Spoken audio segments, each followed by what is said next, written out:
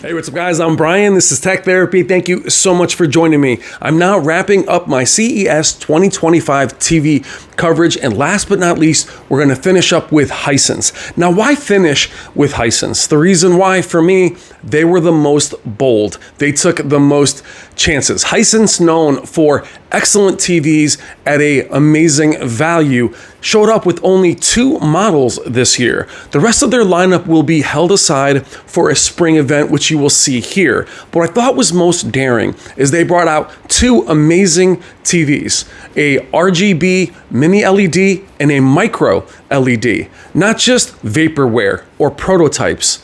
They boldly said these will be available. That's what set them apart from everyone else. They showed very little, but showed so much. Without further ado, let's check out Hisense CES 2025. Thank you so much for watching.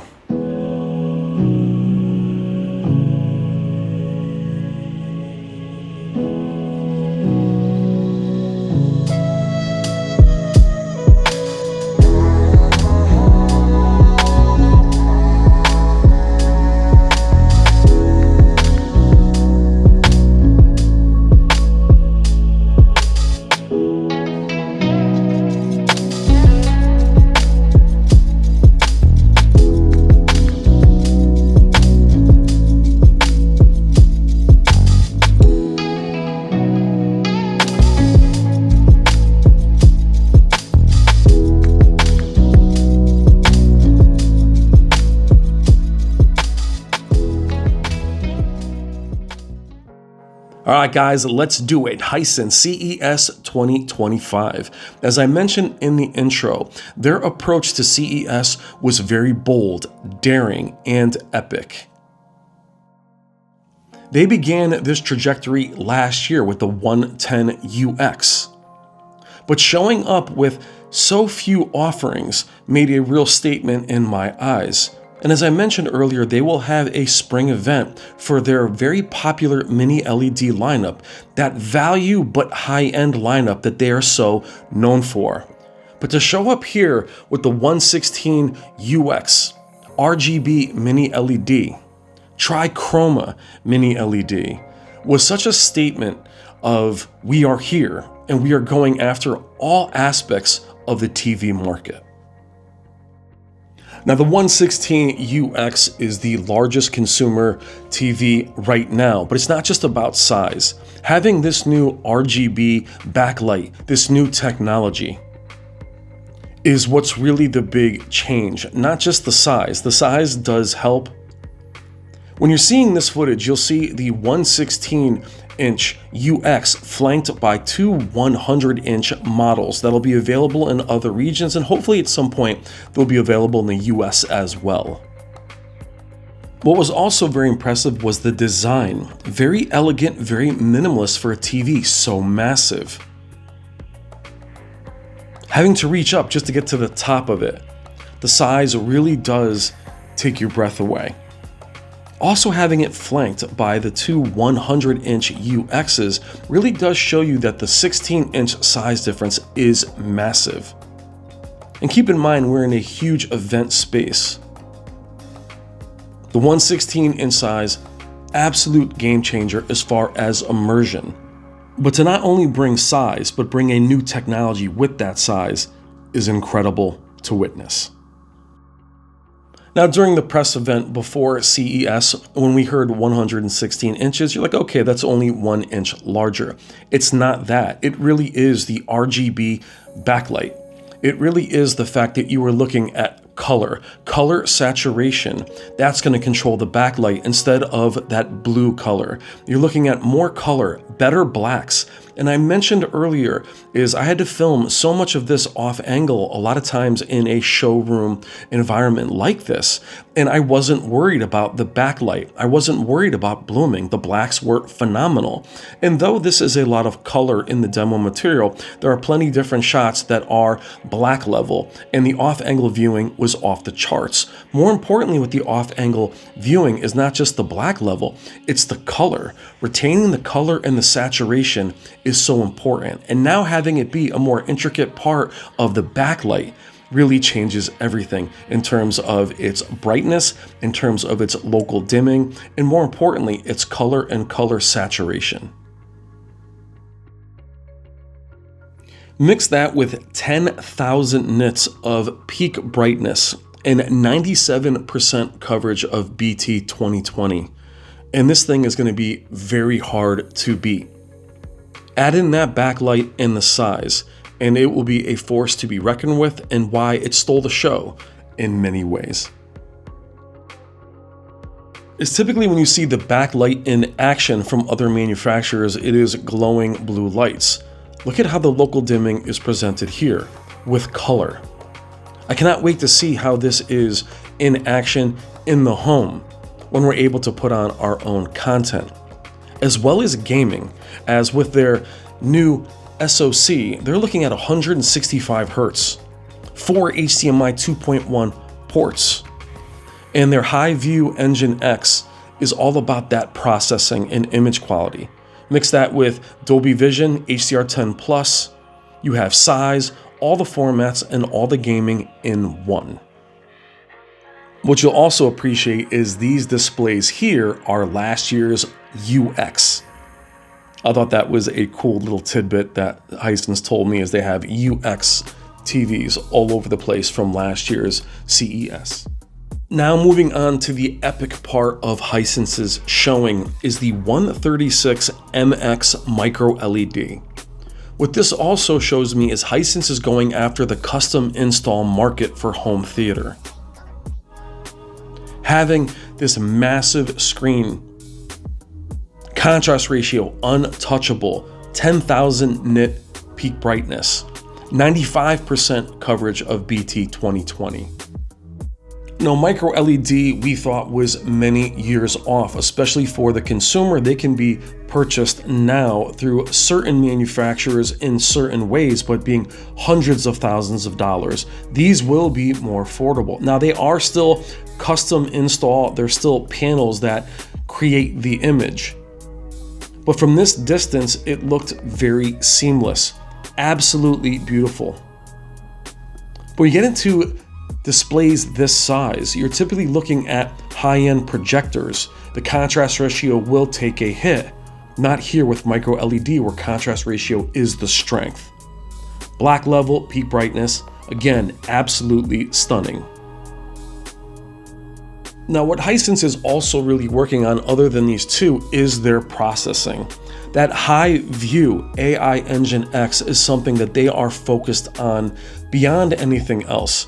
You're always concerned about processing and upscaling when these displays come home, when we get beyond the demo material. Now, I know what many of you are thinking, why are we showing just this very high end? How could Hisense forget its base? They are known for excellent mini LEDs at a fair price. Well, they haven't forgotten that. Hisense did say many times, we want that lineup completely separate. That way we can feature it properly. So do not feel like Hisense is moving away from what it's known for. It's doing everything. There is a vertical integration aspect to Hisense. They're leaving no stone unturned. The U7Q, U8Q look to be massive jumps from last year's already excellent U7N and U8N. I, as a creator, appreciate having a separate event where they will be featured. They will have their own time to shine. That way you'll see it, and then they will be available soon after. So they didn't forget you guys. They're not looking to just be high end. And even these two showings, both the 116UX and the micro LED, will be affordable compared to the competition that would be doing similar technology. And quickly on the U7Q and the U8Q, we're looking at 4 HDMI 2.1. We're looking at 165 Hertz gaming, big jumps in peak brightness and local dimming. What I love about what Hisense does with their mini LEDs, there's not just incremental upgrades. I compare them every year. They have huge jumps. So I am glad again to be able to show you that in a separate event and spend more time on those models, and that'll be here before you know it. Now, with Hisense's innovation, they continue to grow their laser TV business. They were pioneers in the short throw projector space.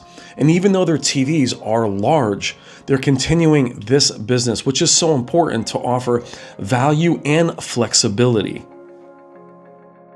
Now, I reviewed the very first Hisense laser TV and I love them, but the chassis now is very high end. The design, very elegant, and will look good in any room, but especially a room where you don't want a massive TV taking up space. It is very minimalist and sleek. Now, projectors and laser TVs typically don't look great on camera, but trust me, the image is gorgeous and very clean. Also, the screen sizes ranging from 100 inches all the way to 150 inches is incredible. So you can start with a size smaller than the TVs you've seen in this video or go above and beyond the micro LED size. All for a fraction of the cost and having the flexibility to use just a wall, which is what I've done in the past. You'll see me review this on a screen and on a wall in my studio. And again, the flexibility to not have to give up your entire room for a large TV. I love that Hisense is continuing to grow this aspect of their business, be as diversified for the consumer as possible, and they are an excellent value. Now, sound has always been very important to Hisense simply because their TVs, even their more value-based TVs, have phenomenal audio, some of the best audio in the business. Now having more options and more audio solutions, here you see the HT Saturn. Love the design of this system. It's a complete system. Auto room correction. Cannot wait to get this in for review. Love the design. But as I mentioned, their audio is phenomenal. And many times people say, well, I don't really need a sound system to go with my new Hisense because the audio is so good. But to have now something that'll complement that further and give you true surround to go with that excellent audio, work in tandem, is amazing. You can also see that gaming is still so important to Hisense. I love that they focus on those aspects, not just on their TVs, but on their laser TV as well, as you're seeing these guys game on the L9Q laser TV. But I love it, their focus at CES was on two major TV releases that will be available this year, as well as the L9Q laser TV and the Saturn. That was their main focus. As a creator, I really appreciated that these products will all be available very soon. So in closing, I left Hisense for last as they impressed me the most. They took the most chances and showed crazy technology that will be here before you know it. I also thought that it was very bold to leave their most popular aspect of their lineup out, but that showed me the commitment. That showed me that they were not playing around. They're looking to cover every aspect of the market. And you want your favorite manufacturers to do that. You want them to still focus on their value proposition, but even those of value, as I mentioned, the U7Q and U8Q will see massive jumps in technology, but not in price. But you have to want your manufacturers to do better and get better, and not just stay niche, as I show you the different aspects of what they're reaching for. They can be all aspects. High-end, audio, entry-level. But what they'll never let go is that fair price with the technology. And guys, keep in mind, CES is a showcase event for the manufacturers to flex and show you what they're really capable of, and Hisense definitely did that. Which also makes me look forward to the spring event, which will focus on the U7Q and the U8Q and that part of the lineup. Then before you know it, we will have review samples and then they will be home with you. All right, guys, I'm Brian. This is Tech Therapy. Thank you so much for watching. Please consider liking and subscribing. Love you guys. Take care.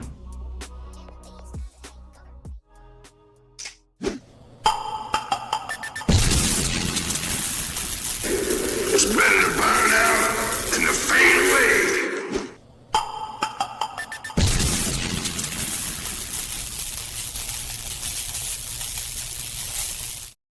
be only one.